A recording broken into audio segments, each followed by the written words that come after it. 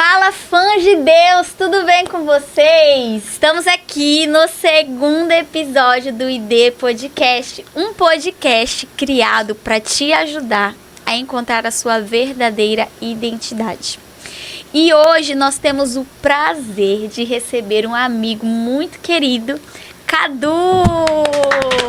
Seja bem-vindo, Cadu! Obrigado, gente, obrigado. Aqui é um espaço livre para que nós possamos abrir o nosso coração e tentar ajudar a todos os nossos ouvintes, nossos inscritos, as pessoas que estão nos dando esse privilégio, né? A encontrar uma direção para a sua vida, encontrar a sua verdadeira identidade.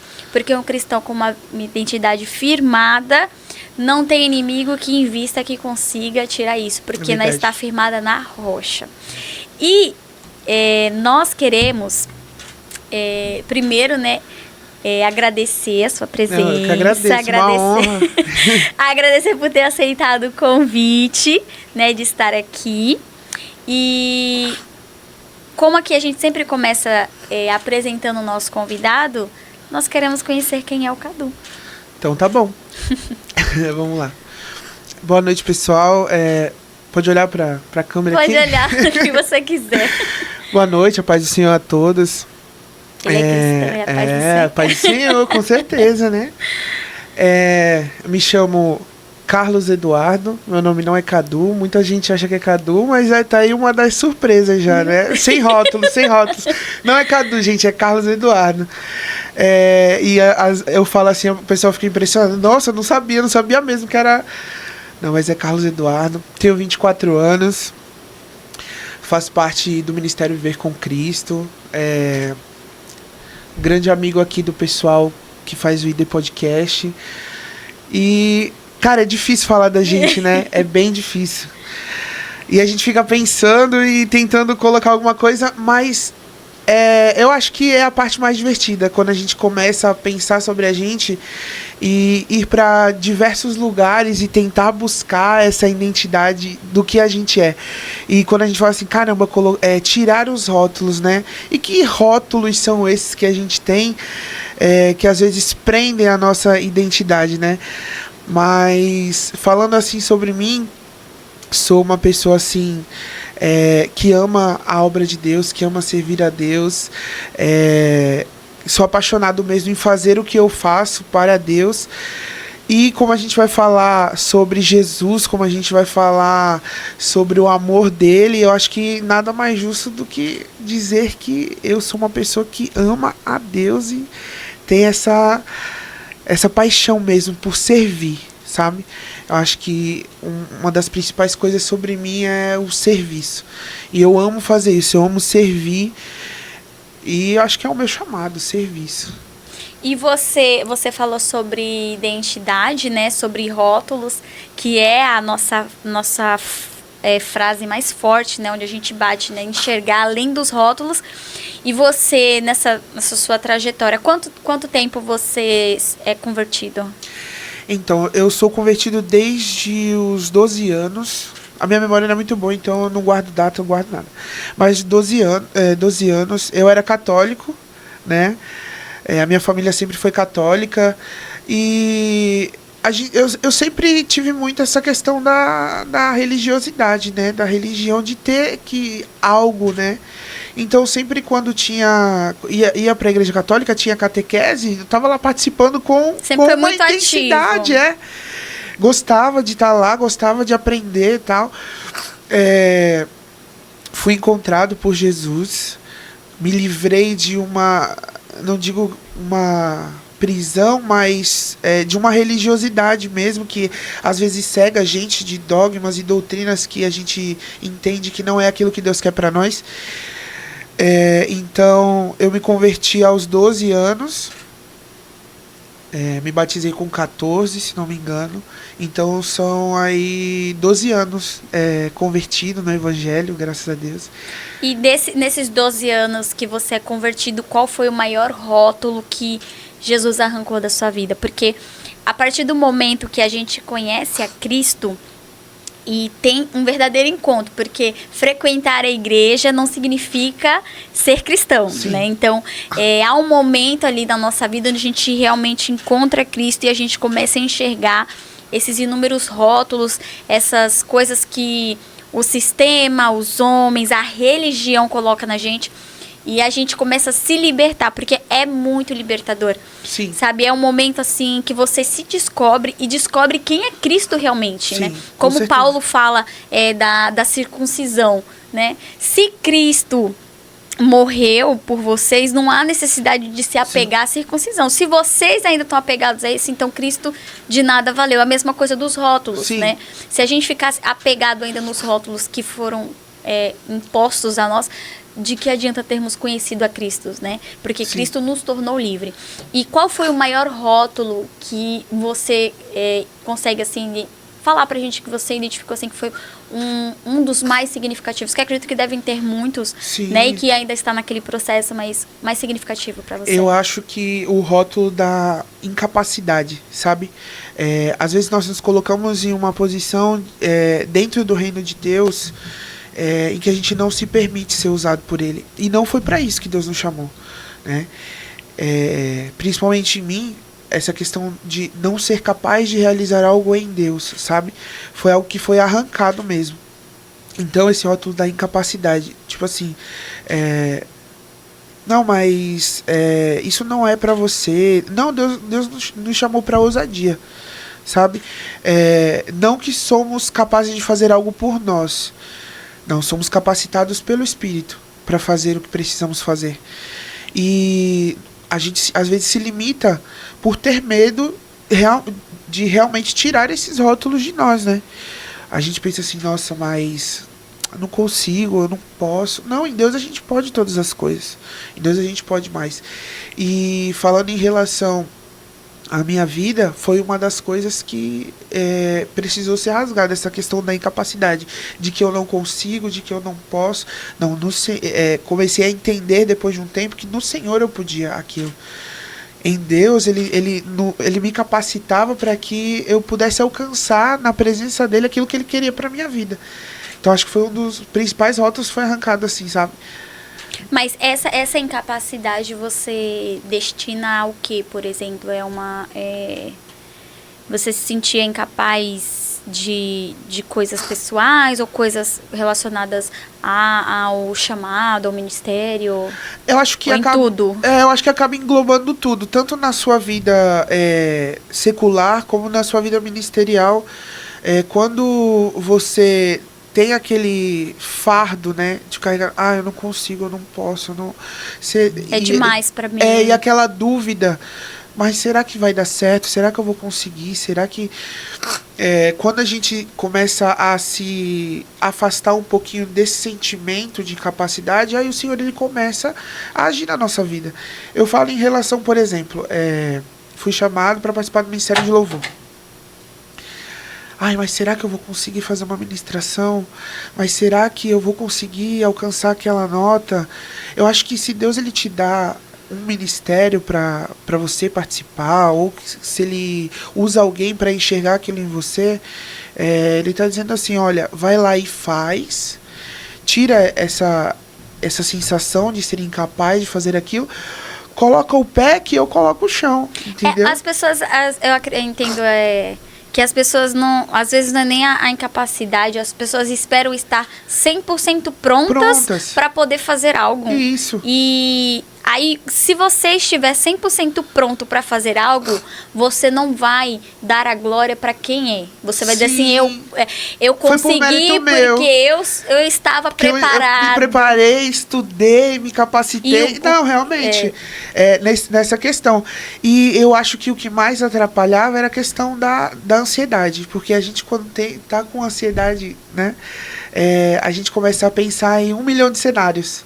E aquele cenário, mas meu Deus, será que vai dar certo? Será que vai ser dessa maneira que eu planejei, cogitei, pensei, que a minha mente planejou que fosse daquela maneira, e às vezes acaba não sendo, e a gente se frustra. Mas a gente esquece que Deus é dono do tempo, dono de todas as coisas, e que ele tem jeitos diferentes de trabalhar. Tratar, então vai ser da maneira que ele escolher ser, entendeu? Eu acho que um dos principais rótulos é esse, da questão da incapacidade mesmo. Não de ser incapaz de fazer algo, mas de colocar essa incapacidade como uma capa. E esse rótulo você colocou em você mesmo. Eu coloquei em mim mesmo. Não foram nem as outras pessoas que colocaram em você. Não, Você se sentia assim, me sentia assim, E foi tão libertador que o Cadu, hoje em dia o Cadu é um exemplo de jovem ativo na obra. Eu falo isso eu falo isso por conhecê-lo mesmo. E aí já vamos para um gatilho aí da nossa próxima, né, do direcionamento da nossa conversa, que você é uma pessoa muito entregue. Para uma pessoa que teve dificuldades em superar esse rótulo da incapacidade, sim, ou até do perfeccionismo, se eu não puder fazer perfeito, eu não vou fazer, não dá para eu fazer, né? Muitas pessoas deixam de fazer as coisas por isso. Ou não se achar capaz, ou achar que se não tiver muito perfeito, não dá para fazer, né? E aí a gente entra numa linha ali, numa briga entre fazer as coisas com perfeccionismo e fazer as coisas com excelência. Porque o excelente nem sempre vai estar perfeito. Sim. Mas o coração dele vai estar devoto naquilo, sim, né? E você é uma pessoa que faz com excelência, né? Você faz sempre com muita entrega. E você sempre se manteve muito firme, né? Assim, desde que você se converteu, tirou esses seus rótulos, né? Tem vivido essa sua nova vida em Cristo. Qual tem sido a sua... tem observado qual a maior dificuldade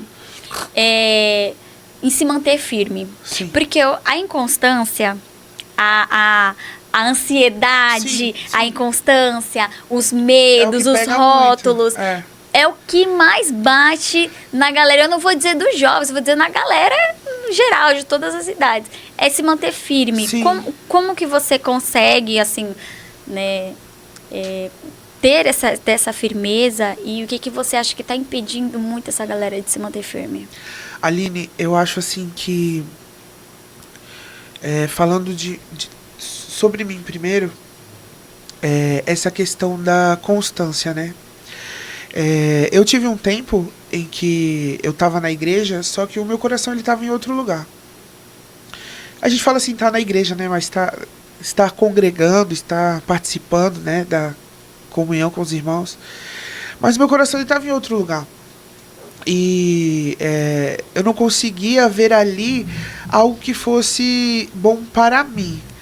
Só que é aí que tá a questão, né? A gente fica procurando muito algo que seja bom para nós, e às vezes a gente esquece um pouquinho do que é bom para o Senhor, né? Do que a gente entrega para o Senhor, que tem que ser bom para Ele. Em 2019, no começo de 2019, eu estava um pouco afastado ainda e tudo mais. Só que eu fui muito motivado. Tive muita motivação de líderes, de amigos. E foi quando virou a chave, sabe? Dessa questão da entrega, da excelência da entrega. Eu entendi naquele momento que eu precisava de Cristo para sobreviver, como o ar que eu respiro mesmo. Não como um amigo que eu encontro só no domingo, ou alguém que eu só preciso na hora do socorro. Entendi que Cristo é a essência do que eu preciso viver, daquilo que eu sou. Quando a gente começa a entender isso, independente dos momentos de inconstância que a gente tem, porque a vida é uma montanha-russa.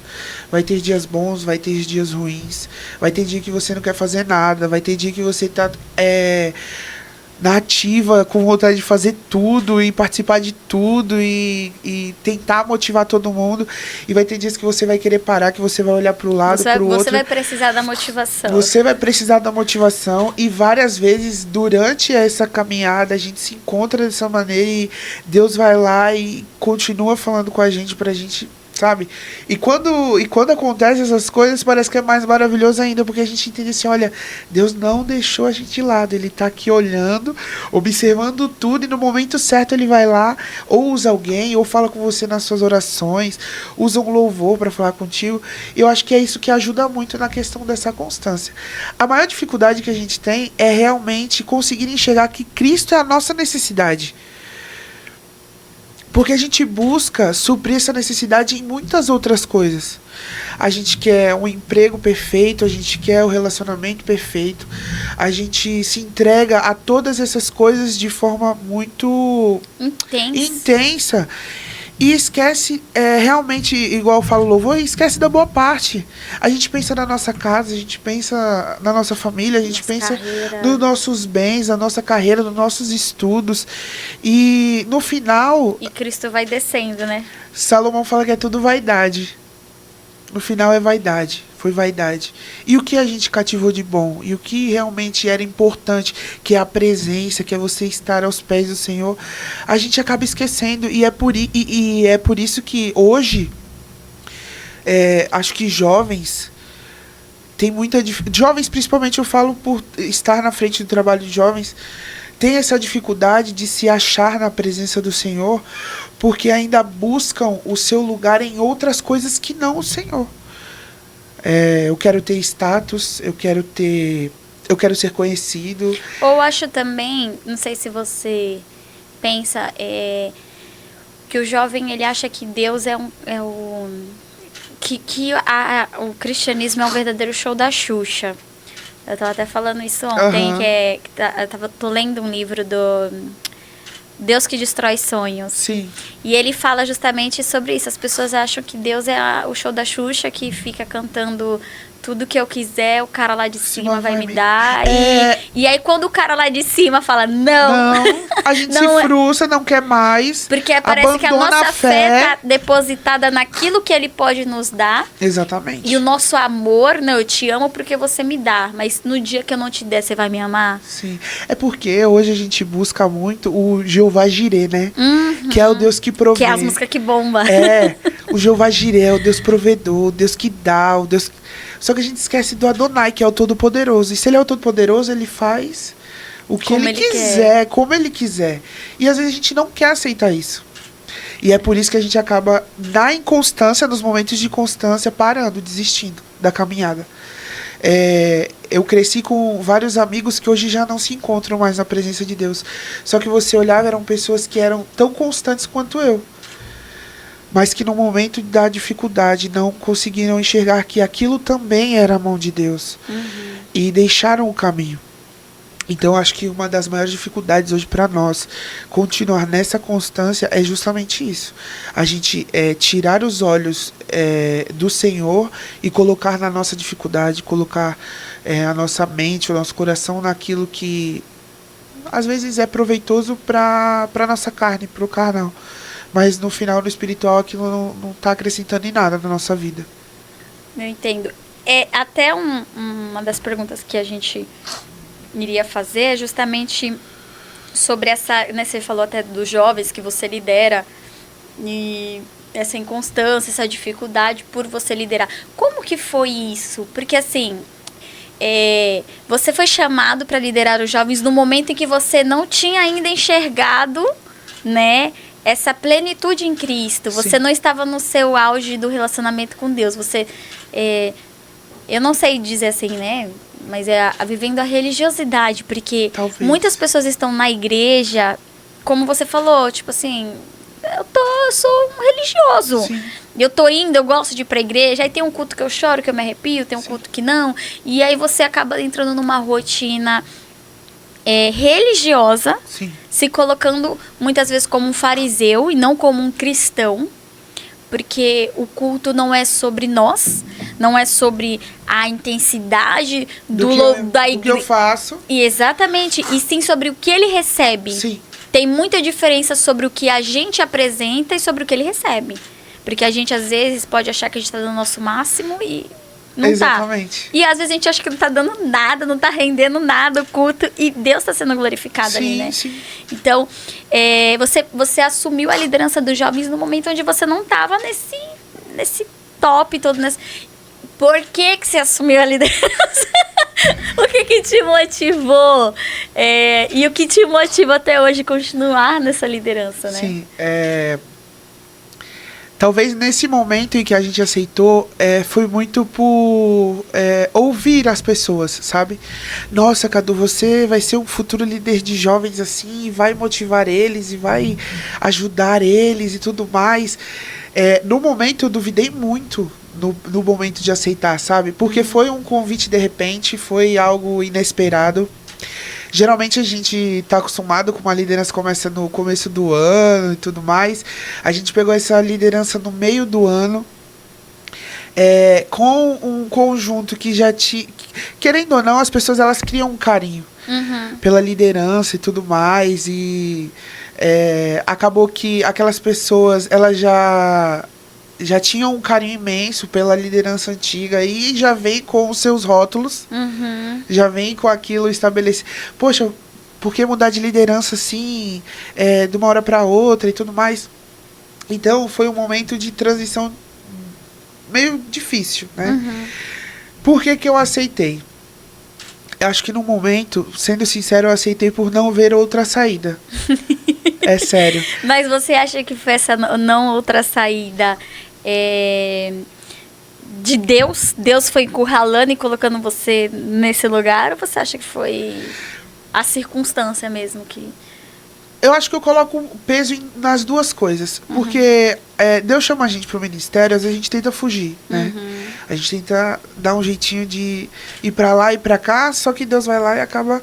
Tanto isso como a circunstância, né? Eu lidero com a Diane, né? Que tá comigo nessa liderança, o Rômulo, que é o esposo dela. E nesse momento, eu acho que até mais pela comunicação que já tinha com a galera e tudo mais, de sempre estar auxiliando. O meu nome foi escolhido, foi levado aos pastores e foi dado ok. Todos não tinham, segundo eles, não tinham nada o que falar contra isso, né? E foi oferecida essa oportunidade, né? Não, você quer... Orei, perguntei a opinião da minha mãe, que pra mim é a pessoa mais... Sabe? Qualquer coisa da minha vida, assim, mãe... Que pode ser pode ser por aqui, me ajuda. Então, perguntei pra ela falou assim, filho, se Deus tá te entregando isso, ora pra ele, pergunta se sim. E eu orei e Deus me confirmou que era pra ser aquilo. Tanto que a gente pegou eles no meio do ano para liderar e no começo do ano, em janeiro, a gente começou a planejar o nosso congresso. E Deus ele foi tão bom com a gente não tinha... Vou puxar para essa parte para a gente poder falar da misericórdia de Deus mesmo. A gente não tinha condição financeira de realizar um congresso. Nunca tem. Nunca tem. A gente nunca tem. O menino jovem sofre com isso, né? Nunca tem nada. É tudo pela fé. É pela fé mesmo, assim. E em janeiro a gente tinha um ano inteiro planejado para um congresso que ia acontecer em agosto. E eu fui vendo que junto com a Diane a gente foi fazendo um planejamento junto de Deus, assim, foi acontecendo as coisas. Deus, ele foi dando os meios. A gente recebeu muita ajuda de vários jovens também que se empenharam mesmo, né, na hora de colocar a mão na massa, tal. Eu tive muita ajuda. A gente tinha a nossa secretária maravilhosa que ajudava muito a gente nessa questão. Mas sabe quando você vê que a provisão de Deus... A gente juntou um valor assim que a gente não imaginava, conseguimos pagar tudo que era necessário e esse culto ele vinha sendo planejado de janeiro e Deus honrou a gente de uma forma assim surreal, sabe? Eu acho que um dos maiores desafios quando eu peguei a liderança foi esse, de conseguir, a gente colocou essa meta e conseguir cumprir essa meta, sabe, com eles. Durante esse período, baixas de jovens, altas, sempre momentos, né, na montanha-russa mesmo.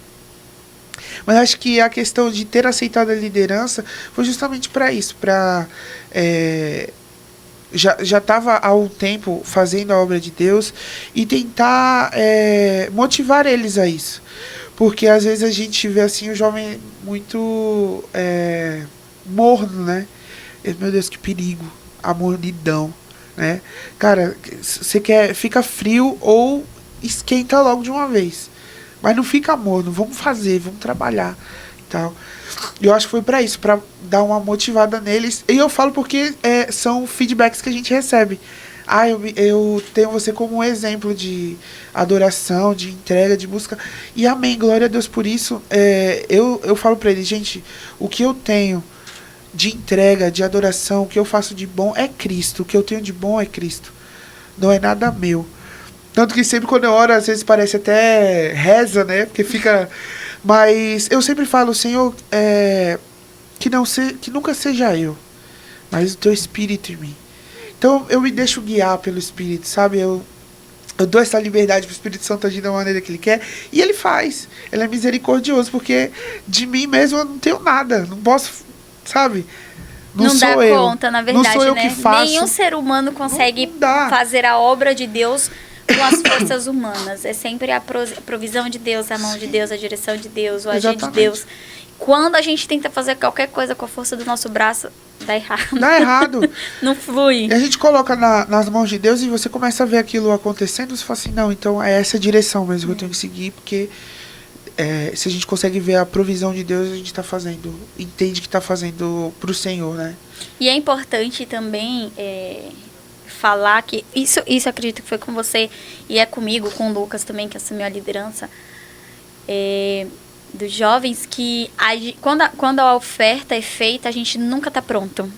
A gente diz, não estou pronto. Sim. E a gente assume não estando pronto. E a gente, quando entrega, também não tá pronto ainda. Porque as pessoas fogem das responsabilidades que Deus dá para elas. E não só em cargos da igreja, mas eu digo na vida. Sim. Eu não vou assumir porque eu não estou preparado. Eu não Pronto. estou pronto para viver aquilo. Exatamente. E isso acaba fazendo que a obra se atrase. E os propósitos de Deus na vida dessa pessoa também se atrasem. Né? Que a gente espera sempre estar muito pronto. Ou, realmente é o meu dom, é o meu chamado, eu vou fazer. E às vezes você não está enxergando que Deus está direcionando. Eu sempre achei você tem um espírito de liderança. Tanto é que quando houve, né, eu fui uma das pessoas que falei, Cadu, esse negócio é pra você. Você falou assim, não, e correu, mas não tem jeito. Não deu muito tempo. Jeito.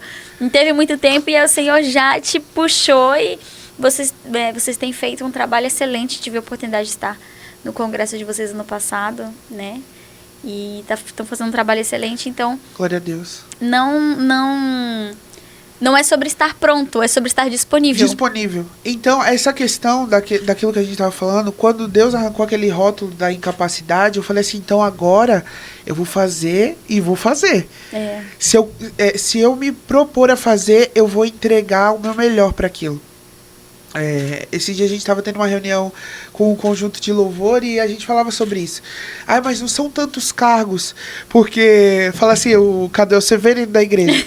Cadê o diácono, líder de jovens, líder da comunicação? Mas, gente, as pessoas olham assim, às vezes pensam que é soberba. Não é. Eu falei assim, enquanto me entregarem trabalhos que eu estiver disponível para fazer e tiver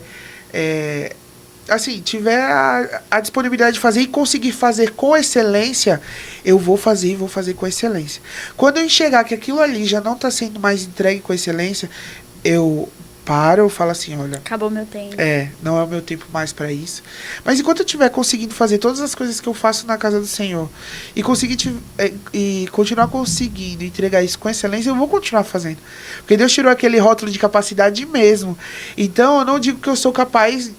Assim, eu sou capaz, eu posso. Não, Deus me capacitou, eu vou lá e coloco a mão pra fazer. Vamos fazer? Vamos fazer. Eu entendo que eu também... Entendeu? Eu também sou severino na igreja. É impressionante. E assim a gente vai seguindo e fazendo com amor para o Senhor. É impressionante, cara. Porque, Aline, às vezes a gente começa a fazer e começa a achar que é por nós, que é algo que a gente pode, e a gente às vezes acaba esfriando naquilo. Eu já me vi muitos dias fazendo por rotina. Muitos dias. E quando vinha aquele estalo assim, caramba, não é isso. É pela misericórdia do Senhor. É porque o Senhor, Ele tem sustentado a gente. Então, acorda, não é tua rotina. Porque às vezes você chega lá, tem que chegar para o culto da palavra. Tem que ligar os equipamentos de som, ligar a mesa, sentar lá no notebook para fazer a projeção. Amém. Só que, às vezes você esquece de orar para começar aquilo. Já virou mecânico, né? Rotina. quando vira rotina é perigoso, porque daí a gente para de... O propósito, né? Perde-se o propósito. A gente tira aquilo da mão do Senhor, sabe? Fala assim, não, eu tô fazendo porque eu tenho que vir aqui Ou fazer. confiar na sua capacidade. Não, então tranquilo, eu sei fazer, então eu não preciso. Entendeu? E a gente acaba esquecendo que é para o Senhor, por Deus. Às vezes, nessa rotina a gente tá lá, mas a mente tá em outro lugar. Ah, eu tô vindo do trabalho, eu tô cansado e tal. Tô aqui fazendo porque tem que fazer, alguém tem que vir fazer. E às vezes a gente acaba esquecendo de entregar aquela excelência que a gente tem que entregar pro Senhor. Independente se você tem que apertar um botão para ligar um projetor ou passar uma letra no notebook, tem que ser feito com excelência para Deus, sabe? E Deus, ele vem falando muito com a gente sobre essa questão da excelência da adoração e dos altares, né? O último culto de jovens que a gente teve, a gente falava sobre isso, não aos ídolos, né? Ao Senhor e não aos ídolos. E a gente falava sobre isso, de tirar mesmo esses ídolos das nossas vidas. Que ídolos são esses? Às vezes a gente pensa numa estátua, às vezes a gente pensa num outro Deus. Mas não, as minhas necessidades, as minhas carências, e eu coloco isso como um ídolo dentro de mim, acabo dando mais atenção para isso do que para o Senhor, que é dono de todas as coisas. Sim. E quando a rotina entra, juntando isso com a rotina, aí você esfria espiritualmente. E você tenta buscar e você não sabe, mas, por que não acontece, não rola, tal? Por causa disso, a gente tá deixando de adorar a Deus para adorar aquilo que a gente acha que é bom para nós, entendeu? Eu ministrei na terça-feira aqui na igreja justamente falando sobre posicionamento. E uma das coisas que eu falei foi sobre o porquê você se posiciona, né? E na sua vida ou na obra de Deus. O porquê que você precisa estar posicionado? Se a sua necessidade de se posicionar em uma situação, em algo, ou na obra de Deus, ou na sua casa, na sua família, se a sua motivação for uma idolatria, a tendência é que você tenha a cair novamente. Sim. Não é permanecer. Positivo. Então, até trouxe alguns modelos não, tipos de idolatria que a gente, né, acha que, tipo assim, não, eu não adoro fotos, imagens, então eu não sou idólatra. Mas a idolatria, ela não está linkada a um objeto, sim, mas sim a um sentimento, a uma adoração. Então, quando existem pessoas que idolatram o seu trabalho, existem pessoas que idolatram sua família, né? Existem pessoas que idolatram o seu ego. Sim. Né? Então, a idolatria, ela está presente. O ser humano, ele precisa adorar algo. A diferença é onde você está depositando essa adoração. Essa adoração, né? E esse posicionamento, quando você se posiciona e entende que nada disso pode ser maior do que Deus, e porque você está se posicionando para Deus, dá diferença no serviço que você apresenta a Deus ou até a sua família. Sim. Por exemplo, por que eu vou cuidar bem do meu marido e do meu filho? Porque eu idolatro eles ou porque Deus me deu eles para serem cuidados? Né? Então, o que eu estou fazendo não é apenas para o bem-estar deles, mas é para honrar e glorificar e cultuar a Deus. Perfeito. Porque ao fazermos aquilo que Deus nos mandou fazer com a nossa família, com o nosso trabalho, com as coisas da igreja, com os nossos irmãos e amigos, e nós fazemos porque Ele exige isso de nós, não por outro, ou não por motivos pessoais, a gente consegue se manter de pé e posicionado. Sim. E fazer com excelência. É isso. Se a motivação for errada, a gente não consegue se posicionar. E a gente, falando agora de posicionamento, de direcionamento, essa necessidade, você entende, né? Você diz que entende, já nós entendemos essa necessidade de estarmos posicionados. Como que você poderia explicar para as pessoas que estão assistindo? Porque às vezes a pessoa, tipo, acha assim, eu já faço tudo certinho, sabe? Eu sou uma pessoa legal. Por que eu preciso me posicionar em Deus, sabe? O porquê disso? E a importância e os benefícios que esse posicionamento vão trazer para a minha vida, né? Para a nossa vida. Se você puder, assim, falar sobre isso para as pessoas, né? Porque a gente entendeu. E é importante, vou até virar para a câmera aqui. é importante entender que não é porque a gente está com muito tempo de igreja que a gente sempre foi posicionado. O posicionamento, ele vem depois de um tempo de convertido, seja 2 dias, mas é depois que você encontra Cristo. Às vezes a pessoa está muito tempo na igreja e não está posicionada em Cristo, né? Como a gente falou, está com as suas idolatrias, está com a sua motivação para estar em Cristo errada, para estar na igreja errada, não em Cristo, né? Então, entenda o porquê, a essência. E aí eu queria que você explicasse para as pessoas o que foi que te motivou a estar posicionado. Porque às vezes alguém fala assim, por que eu tenho que me posicionar? Sim. O que isso vai trazer de diferente na minha vida? Aline, eu acho que a questão do posicionamento é você... Pra mim, assim, é a questão do sacrifício de Cristo. Quando você se converte, você vai lá, você fala assim, olha, a gente fala que aceita, né? Mas é Ele que aceita a gente. Ele nos aceita e tudo mais. E você vai lá e você se batiza, você tá falando assim, olha, é minha confissão pública de fé, eu tô falando para o mundo que eu sirvo a Cristo, mas eu sirvo de qualquer maneira. Ou eu não tenho esse posicionamento. É como se você negligenciasse o sacrifício de Cristo.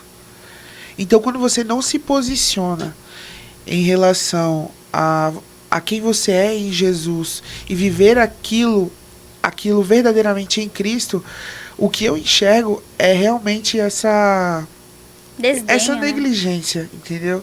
É você olhar para a cruz que Cristo carregou, você olhar pro sacrifício que Cristo fez naquele momento e dizer assim, não valeu de nada, porque para mim você me aceitou, mas eu não quis, sabe? Eu não quis mesmo. Eu tô aqui por alguma outra coisa, menos pelo o que é a verdade do evangelho ou pelo teu sacrifício, sabe? Então eu acho que tem muito a ver o posicionamento com você conseguir enxergar o sacrifício de Cristo. Esse negligenciar que você fala, você acha que isso que existe, é muito real, né? As pessoas fazerem pouco caso do sacrifício de Jesus. Você acha que por elas não entenderem realmente a importância disso, a importância do sacrifício e valorizar? Ou você acha que é porque as pessoas sabem do peso, né, da responsabilidade e sabem que vão ter que deixar tudo, né? Eu ia dizer certas coisas, mas a gente tem que abrir mão de tudo. Né? Pra Ele. Você acha que é porque elas não sabem, realmente não tem? Ou você acha que a maioria é porque não está disposto a abrir mão? Eu acho assim que tem os dois lados. Tem realmente as pessoas que ainda não entenderam a importância desse sacrifício. E assim como todos nós um dia aprendemos coisas novas, nós aprendemos e a partir do momento a gente toma uma posição e aquela posição permanece em nós. A gente continua firmes, né? Porque a gente entendeu aquilo. E tem as pessoas realmente que mesmo sendo abertos os seus olhos, mesmo tendo falado 1 milhão de vezes, ela não vai considerar aquilo mesmo. Não vai considerar. Ela, como é que eu posso dizer? Acha que tá perdendo muito. Vai perder muito. Isso, entendeu? Mas caramba, eu tenho que... Por que, né? Que eu tenho que vir fazer? Cristo já não morreu? Cristo já não ressuscitou? Ele já não me salvou? Se a salvação, se o sacrifício de Cristo foi para todos, eu fui alcançado por esse sacrifício, a salvação, o que mais que eu tenho que fazer? Não, você tem a sua parte também. A palavra fala que o caminho é estreito. Não colocando o sacrifício de Cristo de canto, não, mas você tem que fazer a sua parte. E se a palavra fala que o caminho é estreito, meu querido. Estreito. Vai ter dificuldade, vai ter luta, e a gente não quer viver luta, a gente não quer viver dificuldade, a gente quer viver... Aí vem as teorias neopentecostais, voltadas para prosperidade, tudo vai dar certo Cristo na sua vida. Cristo nunca prometeu pra gente riqueza, prosperidade, carro do ano, sabe? E às vezes a gente pede mal também as coisas, mas ele disse assim, se quiser vir após mim, tome a sua cruz e siga-me. E é isso, é tomar a nossa cruz todo dia. sabe? E às vezes a gente acaba negligenciando nisso. A gente esquece de carregar a nossa cruz e a gente quer só o Deus que entrega tudo, igual a gente falou no começo. Pra ajudar a empurrar. A gente só quer o Jeová Jireh, entendeu? O Deus provedor. E uma coisa que eu acho muito interessante, e quando eu tive essa clareza também e eu me posicionei, é que quando a gente se posiciona, parece que o nosso chamado, a nossa vocação, ela fica muito mais clara. Sim. Como que foi pra você isso, assim? E você entende hoje o seu chamado? Foi uma coisa muito instantânea? Como que você teve essa descoberta? Por quê? Dos que estão aqui, poucos entendem o seu chamado. É difícil, né? A gente às vezes fica relutando pra, tipo assim, às vezes a gente até sabe e não aceita. E muitas pessoas que estão assistindo a gente também não sabem. Sim. Eu fiz essa pergunta na igreja na terça, falei, gente, vocês sabem qual é a vocação de vocês, o chamado? Pra que o Senhor chamou? E vamos dizer que tivesse 50 pessoas na igreja, nem 10 levantaram suas mãos. Então, não sei se por falta de conhecimento realmente do chamado, porque tá fugindo, né, do que foi falado. Quando você se posicionou, isso ficou muito claro pra ti? Como que foi? E se você já sabe, conte pra gente. Não, depois de quebrar aqueles rótulos, né, eu acho que ficou muito mais claro, realmente. Há um bom tempo atrás, veio um ministro do Rio de Janeiro e ele profetizou sobre a minha vida. Ele disse que eu seria um pregador completo. A única coisa que eu não faço é pregar. Mas o resto, a parte do completo, a gente coloca muito em tudo, né? Pra fazer, digo, em relação à obra de Deus. E eu entendi que o meu chamado é o chamado do serviço mesmo, sabe? O chamado de servir. Tanto que eu acho que eu sou fui um dos únicos jovens, assim, solteiros a ser consagrado diácono na igreja. E eu tomo esse título não como assim, eu sou diácono. Não, foi algo que Deus me deu mesmo, sabe? Ele só falou assim, olha, tô consagrando você para você fazer o que você tem que fazer, que é servir. Que você já faz.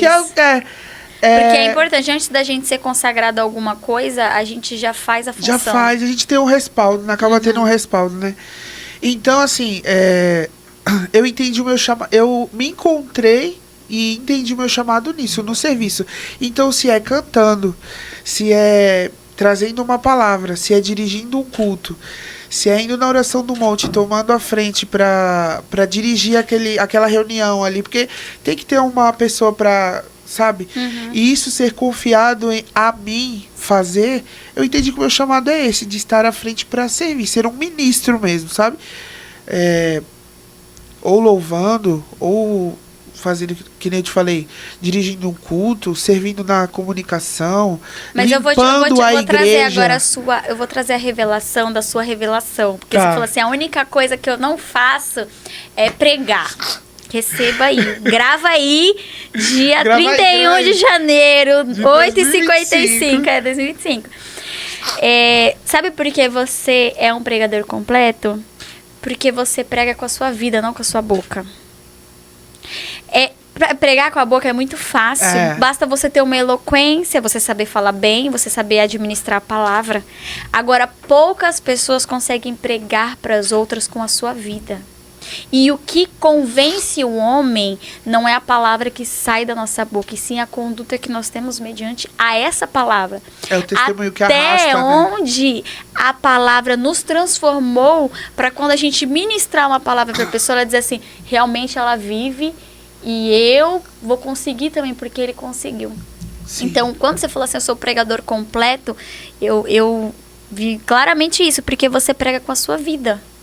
Sabe? Então você não precisa ter o dom da oratória ou o dom da palavra. Você já vive a palavra, né? E você é uma pessoa que você tem o dom de ensinar. Você é uma pessoa que gosta de estudar. Então as coisas vão se complementando. Mas a maior pregação que nós temos é a nossa vida. Sim. Porque falar de Jesus ou falar da Bíblia qualquer um fala, né? Qualquer um fala. Porque até Satanás... né? Até papagaio fala. Satanás, na hora de tentar Jesus, o que ele não falou, ele usou a palavra ali para tentar Jesus. Mas o que fez Jesus permanecer firme foi o seu caráter, a sua atitude, né? O seu posicionamento. Então, eu acredito que é isso. Olha, tanto fui tempo, ministrado. meu Deus! Fui ministrado, tá vendo? Esse detalhe do chamado, da vocação, é uma coisa muito louca, porque a gente vê que você faz com amor. E a vocação, ela tem muito a ver com isso, né? De fazer com amor. Porque, às vezes, nós somos de igrejas pequenas. Sim. E executamos, muitas vezes, trabalhos que não são nossa vocação, mas porque há uma necessidade ali, nós suprimos. Sim. Mas quando é o nosso chamado, a gente faz com muito amor e com muito zelo, né? Então, às vezes, se você aí, né, não sabe o seu chamado, entenda que quando aquilo que você faz com muito amor e muito zelo, né, é o seu chamado. Talvez você não é o top, você não é o melhor de todos, Sim. né? O cara, assim, que manja tudo daquilo, mas você põe a mão naquilo com amor. E Sim. é isso que Deus olha. Deus não olha para nossa capacidade humana. Ele olha pro desejo do nosso coração. E a capacidade vem dele. Aí ele vai abrir essa oportunidade de um estudo, de um aprimoramento, né? De você e vai te colocando aquilo dentro de você, aquela vontade de se aprimorar também, né? Porque às vezes a gente olha assim e poxa, mas eu não sei fazer isso, mas daí você começa a fazer e vai crescendo aquele desejo de aprender mais. Eu falo mesmo em mim pela parte do som. Uhum. Eu não sabia mexer em nada de som, não entendia nada, negócio. Via aqueles cabos lá, ficava mais confuso do que tudo. Só que daí a gente começa a trabalhar com isso, a gente começa a ver a mão de Deus, sabe? E te direcionando para aquilo. E você começando a entender, e você começando, caramba, é desse jeito que faz, é mais simples do que parece. E daí você vai se apaixonando por aquilo. Tanto que uma das partes que eu mais gosto, tomar conta dos aparelhos da igreja, do som, essas coisas assim, mexer lá na comunicação e tal. E aí você se dispor a aprender a cada dia mais, sabe? Não, eu fui chamado pra cantar, eu só canto. Mas eu não quero entender como que funciona o microfone, eu não quero entender às vezes, como que posiciona o microfone pra cantar, sabe? Eu tenho o dom, eu tenho a voz e tal. Só que não é só aquilo, sabe? A dedicação não tem mais coisas por trás. E às vezes quando a gente pega pra fazer um pouquinho de tudo, a gente começa a enxergar esses detalhes, né? A gente é como a vida de Davi. Ele, da casa, ele era o menos provável. Ele não tinha aparência, ele não tinha estatura, ele não tinha o sangue real, ele não tinha nada que o fizesse parecer com um rei ou ou ter ali as características para um rei. Mas ele tinha ele tinha o quê? O olhar de Deus para ele. Sim. Né? Então, se a gente tiver o olhar de Deus pra gente e fizer tudo com excelência, com muito amor, com muita dedicação, flui, né? Flui, né? E é uma coisa que as pessoas têm que entender hoje em dia, né? Às vezes a gente ou faz de qualquer jeito, ou faz por obrigação, ou, né? E calma, cara, faz pra Deus. Faz pra Deus, relaxa, faz pra Deus e do resto ele vai cuidando, ele vai dando passo a passo. E essa questão pra você do seu chamado, do seu ministério, já deve ter tido muitos altos e baixos, né, na vida de qualquer outra pessoa, né? E como que você pode assim falar pra gente um momento assim que você passou no vale e como foi esse up? Porque tem muitas pessoas às vezes acham que eu tô fazendo a minha vocação, eu tô fazendo o meu chamado e eu sempre vou estar lá em cima. Sim, né? E às vezes você vai ter que descer. Não, o que a gente mais faz tá quase se arrastando, assim. Se puder, cava. Não tem muito tempo. Esse dia eu estava em casa no domingo e eu sentei na mesa e falei assim, mãe, não quero mais. Não quero mais. Eu chorei, porque eu sou chorão. Sou igual Jeremias, chorão. Choro mesmo, porque chorar me ajuda. Então eu choro e falo com Deus. E sabe quando Deus te responde na hora, assim, ou instantaneamente? Falou assim, não não foi você que me escolheu, eu te escolhi, então continua. Até onde eu mandar. Até onde eu mandar. Vai, faz. Sabe? E às vezes a gente quer parar mesmo, porque a gente olha pra todas as circunstâncias. A gente olha pra tudo. E acaba esquecendo de olhar pra Deus mesmo. Só quando você tá firmado em Deus, vai ter os momentos dessas baixas, né? Nossa, eu quero desistir, eu quero parar. Mas Deus vai lá e... A gente fala assim, é só eu, não aguento mais. Exatamente, exatamente. Poxa, mas será que... Senhor, não sou insubstituível. Coloca alguém no meu lugar. Mas ele fala assim, não, por enquanto continua você. Então vai lá e faz. Continua fazendo, com amor, se dedica, sabe? E Deus usa pessoas para falar com a gente. Deus usa a palavra para falar com a gente. É só a gente estar com os ouvidos espirituais abertos assim mesmo, sabe? Para receber aquilo e começar a viver aquilo. Porque às vezes você só precisa de uma faísquinha assim pra o fogo continuar queimando, sabe? E a gente tem os momentos de dificuldade que a gente olha e fala assim, Senhor, eu não aguento, eu não vou aguentar. Eu quero parar, eu quero desistir. Só que Deus tá falando, não, vai, continua mais um pouquinho.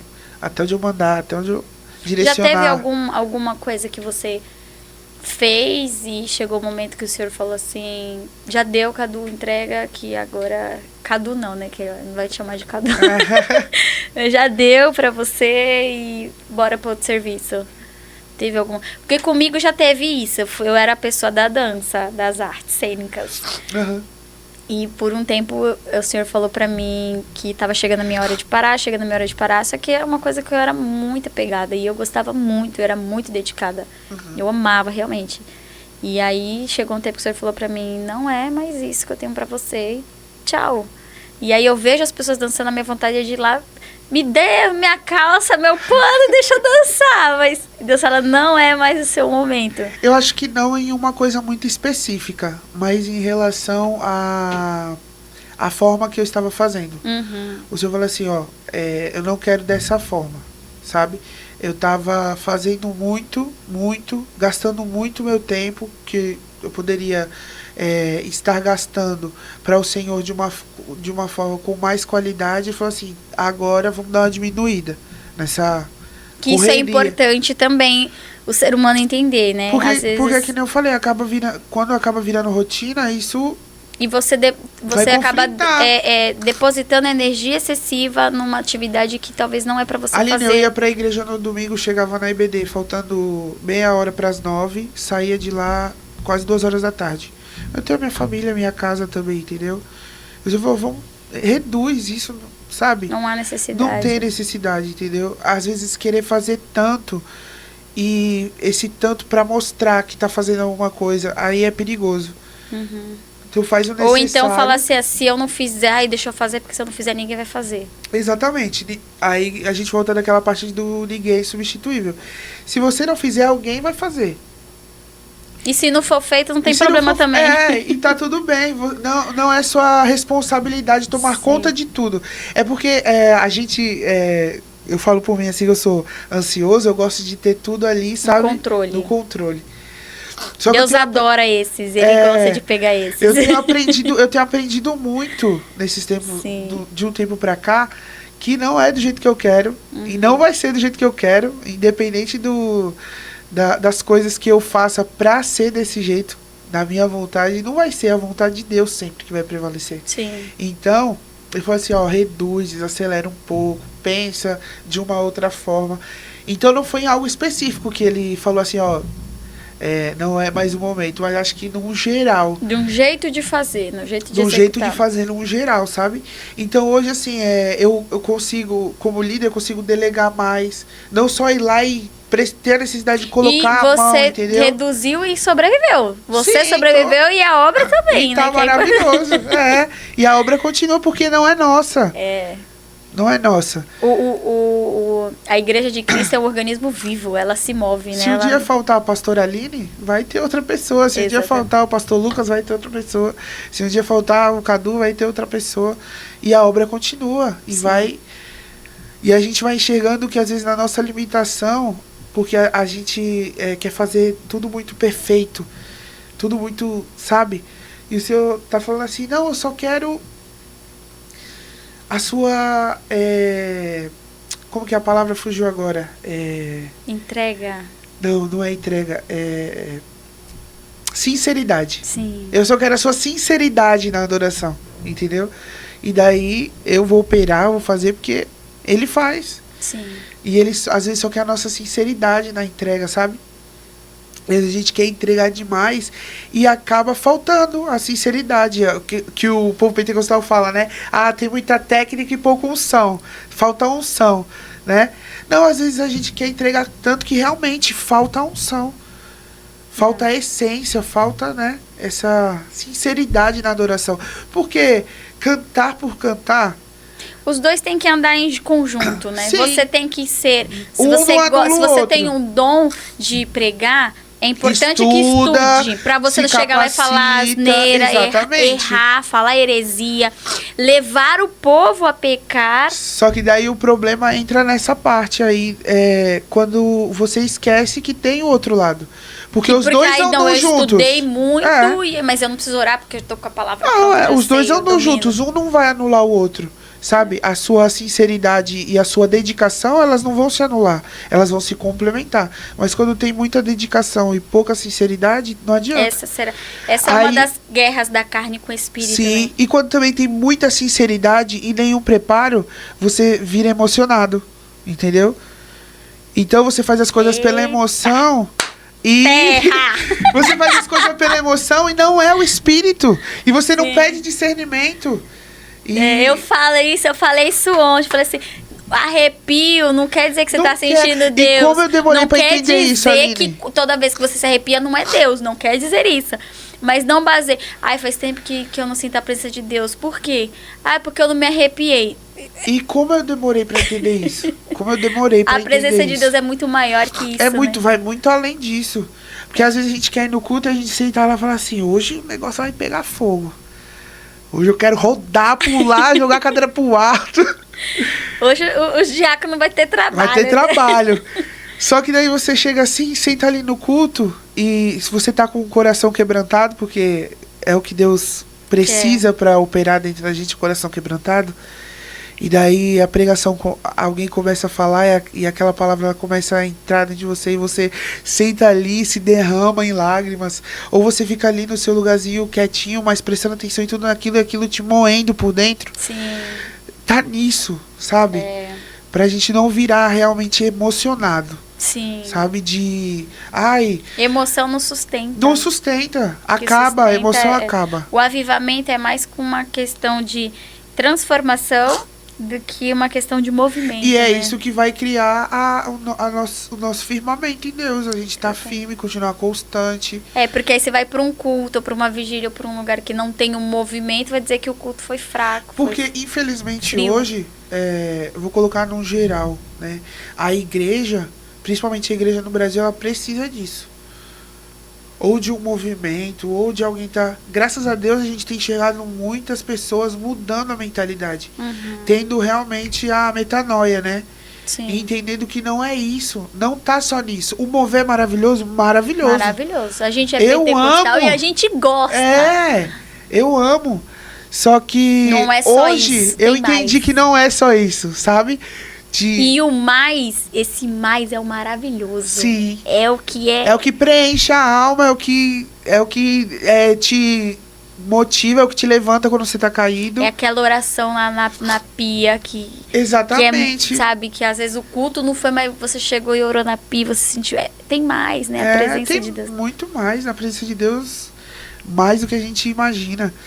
E acho isso incrível, sabe? Porque são as formas que Deus opera. Sim. Às vezes a gente também se cobra muito naquela questão, ai meu Deus, mas será que isso daí realmente é verdade, né? Esse exagero todo. Mas a gente esquece também de que a intensidade da adoração de algumas Não pode pessoas, ser medida. ela não pode ser medida. Só Deus sabe a pessoa da onde que ele tirou ela, sabe? E eu era muito assim, sabe? De ficar medindo as coisas assim. Mas Um pouco antes, né? Porque eu tive fases assim. Primeiro eu era aquela pessoa que julgava, não gostava de crente. Ai, muito barulhento, sei lá o quê. Cadu não gostava de crente. Não, o assembleiano disfarçado que tá. Não gostava. Falava assim, ai, gente, uma barulheira, uma gritaria. Depois fui pra turma da gritaria. Da barulheira, do sei lá o quê. Aí Deus pega a gente, ensina. E vai falando, não é dessa maneira e tal. E hoje a gente a gente vai ponderando as coisas, sabe? Dentro de nós. Sim. A irmãzinha quer lá entregar as revelações dela, deixa Deus... Se quiser vir marchando em minha direção também. Amém. A gente fala assim, Senhor, se for de ti a gente recebe, glória a Deus. Se não for, vai repreendendo. Entendeu? Porque tem, né? Tem o também. que tem muito. E assim a gente vai pedir discernimento. Quando a gente pede discernimento, o Espírito Santo entrega discernimento pra gente, é maravilhoso. Porque a gente consegue enxergar. Esse é um dos melhores dons, o discernimento. A gente consegue entender. A gente estava numa oração uma vez e uma irmã se levantou. Acho que tinha umas 4 ou 5 pessoas na oração. Eu era uma delas, a minha mãe e outra irmã. E teve uma irmã que se levantou e começou a falar em mistério. E sabe quando você sente que aquilo não é nada daquilo do que está sendo falado ali? Não, você sente que não é um espírito. Não é. Entendeu? Aquilo ali foi algo da carne ou da emoção dela mesmo. E quando Deus te dá esse discernimento, é maravilhoso, porque você entende que, fala assim, Senhor, tem misericórdia. Tem misericórdia. Porque aí você começa a entender as coisas do sobrenatural. Você entra na atmosfera sobrenatural assim. E o problema também da igreja hoje é ter esse medo de adentrar no sobrenatural. Tem gente que se retém tanto que não se dá oportunidade. Controle, né? Quer ter o controle da situação. Exatamente. Ali. Mas vive muito pela razão, vive pela fé, filho. Vai pela fé. Nós não vivemos pela razão, né? Nós vivemos pela fé, de fé em fé. Isso aí. Glória a Deus. Este papo tá muito bom e a gente ficaria aqui horas conversando. Muitas horas. Mas eu quero encerrar aqui. Nós temos o melhor de 12 que nós vamos fazer esse encerramento. Mas eu queria saber se você tem alguma mensagem para deixar para as pessoas. Que o Senhor tocou no seu coração, se você tem algo para falar, né, para as pessoas, para alguém aqui, vai que Deus te deu uma revelação aqui, fala, é isso que eu te digo. Fique à vontade. Gente, sobre todos os temas que a gente abordou, sobre tudo que a gente falou aqui, sobre constância, sobre permanecer, sobre continuar firme no Senhor, continuem mesmo, sabe? Independente das nossas lutas, da nossa rotina, independente das dores que acontecem na nossa vida, coloquem os olhos no alvo que é Cristo. Paulo fala, me esquecendo de tudo que ficou para trás, eu corro em direção ao alvo, pela plena vocação que é Jesus Cristo. Se eu não me engano é isso que fala na passagem. Que é Jesus Cristo. E é o Senhor Jesus mesmo. Então coloca a tua confiança no Senhor, coloca a tua esperança no Senhor, na vinda do Senhor, porque Ele, muito em breve, Ele vem buscar a sua igreja, e nós temos que estar preparados. A gente estava tendo um papo aqui antes de começar, pré-tribulacionista, pós-tribulacionista, não importa, seja sincero na sua adoração, se prepare para a vinda do Senhor, seja um cristão verdadeiro, se entrega de alma, de coração ao Senhor, permita que o Senhor tome o controle da sua vida e permita que Ele faça mesmo, que Ele faça infinitamente mais daquilo que você imagina, daquilo que você pensa, porque o céu tem mais para nós. Então acho que é isso. É uma mensagem assim, que o Senhor alcance os corações, sabe? E Ele não é pregador, né? Permita ser alcançado pelo Senhor. É isso aí, glória a Deus. E vamos pro nosso melhor de 12. Vamos. Eu vou colocar aqui minha cola, tá? Cola? Como assim? Cola? Eu fiz uma colinha. Não, aqui é no espontâneo então agora. Vou tentar lembrar da minha cola sem olhar. Vamos lá. Um louvor. Hoje, um louvor assim que eu escuto todo dia. Tu, porém, que é sobre Timóteo e tal, tem falado muito comigo. Marco Teles. Marco Teles. Eu vou ouvir, que eu não conheço. Tu, porém. Marco Teles. Muito Lucas forte. Gosta muito de Marco Teles. Muito forte, muito forte. Uma pregação que te marcou. da minha amiga missionária Nathalie Ferreira. Ela é demais. Nathalie, queremos você aqui. Ela foi lá na igreja uma vez, um dia que eu tava quebrado, assim. Sabe, naquele dia que eu tava querendo desistir? E Deus usou ela pra falar comigo e falou assim, dói, né, o ministério. Ela falou com essas palavras, o ministério dói, né? E era o que eu tava sentindo, a dor mesmo de... Nossa, ela é quando de Deus. Sabe quando você... E ela falava assim, quando você não quer vir, mas mesmo assim você vem e faz. E ela falou tudo isso, aquilo comigo, e depois uma ministração poderosa também. Então foi uma das ministrações que me marcou muito. Um adendo aqui da Nathalie. Deus usa ela demais, assim. Eu tenho muito carinho por ela. Ela é uma joia rara, assim. Uma pessoa maravilhosa também. No congresso dos jovens ano passado, eu falei, vou desistir. Pra mim já deu, é esse meu último ano. A gente de líder de jovens todo depois de domingo. Acabou o congresso, acabou o culto de domingo. Falou assim, eu não quero mais. Não quero mais eu saber. Entrego. E aí eu falei, no início do congresso, eu falei assim, Senhor, eu só fico se o Senhor falar 3 vezes comigo. Olha, fez prova com Deus. 3 vezes. Aí na sexta-feira, o pastor que ministrou não era... Ele falou assim, meu dom não é de entregar nada pra ninguém, meu negócio é com a palavra. Eu falei, então Aí ele veio e falou, Deus mandou te dizer, fica. Aí no sábado foi o pastor lá da Rocha, pastor Alexandre, Tiago Alexandre. Deus mandou você ficar. Aí no domingo, a gente tava no almoço e eu falei assim, aí os meninos falaram assim, não, mas você tem que ficar. Só que eu falei, eu falei pra Deus 3, ele tem hoje. Se ele não falar hoje, eu já... duas não vale, é 3. E aí ela veio ministrar. Era a primeira vez que eu tinha chamado ela, eu tinha visto ela em uma outra igreja. Uhum. E aí ela acabou de... Nossa, que culto, né, gente? Aquele culto ali, meu Deus. A presença de Deus no louvor já inundou a igreja, que a gente não queria parar mais de louvar. Teve umas pessoas aqui que eu não vou citar nomes, que entrou no mistério ali, ó. E no microfone, a gente só ouvindo no fone. Ele foi uma glória tremenda. Mas, cara, aí ela foi ministrar, ela ministrou. E aí ela me chamou no final da palavra e falou assim, Deus, vem aqui, pastora, eu quero falar com você. Eu falei. Aí ela falou assim, eu já falei uma, desse jeito, eu já falei 2, e se precisar eu falo a terceira. Eu falei, meu Deus.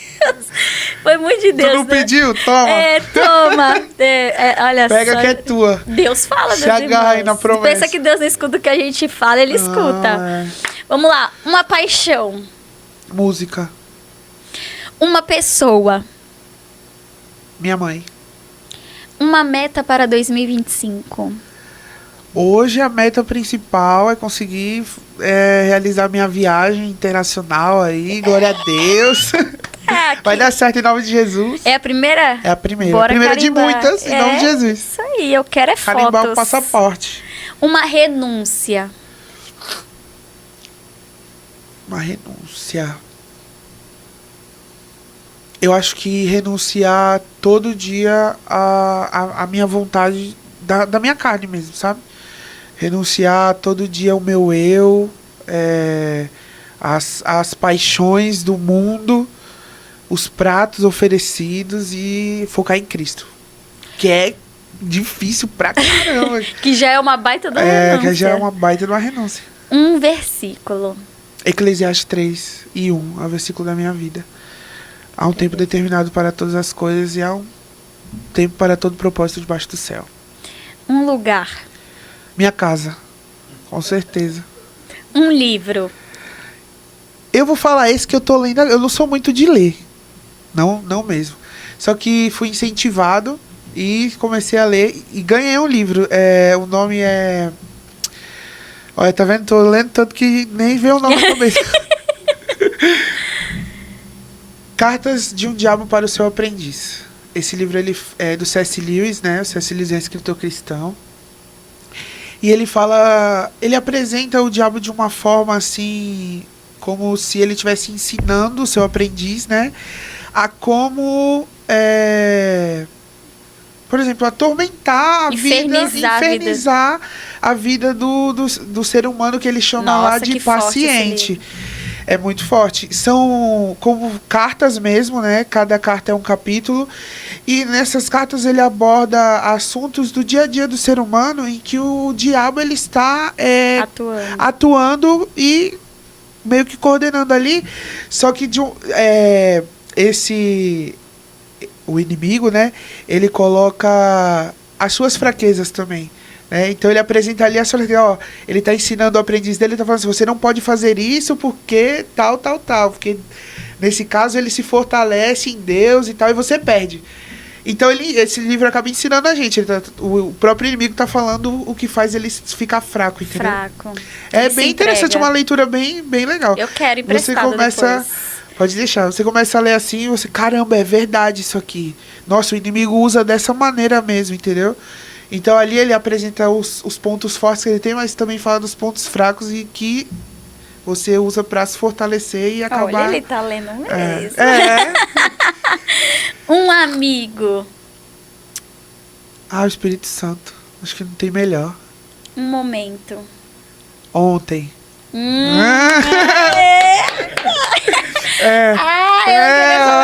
não queria falar nada. Ontem.